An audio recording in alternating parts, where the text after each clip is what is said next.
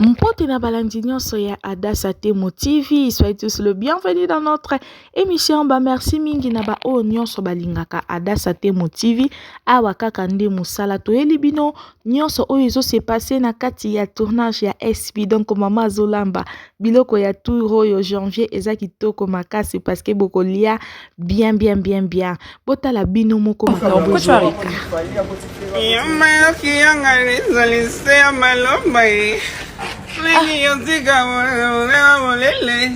Jurangana yananga ilokala moibie.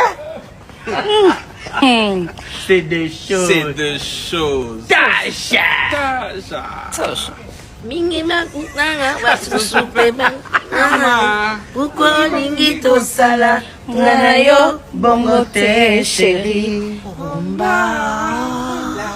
Simon de Beauvoir à l'obaki na livre na ye. Quand la pauvreté entre par la porte omba, l'amour s'enfuit par la fenêtre.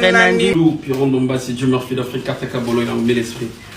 On dit quoi là? On dit 2023, on décolle avec le succès, on décolle avec la bénédiction, on décolle avec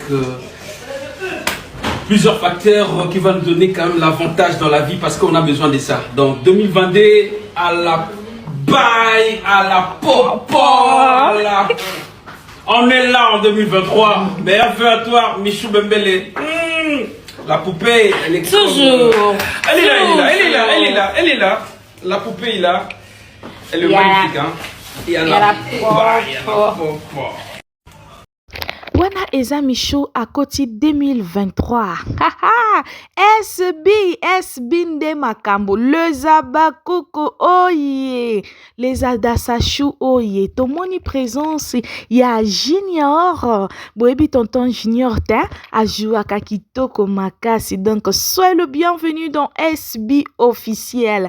Biso Babakoko to yambio na Esengo ya makasi. Donc théâtre ya touro yezo ya eza pesa mbwambwa koboya te kasa kozwa. Bozala branché na SB.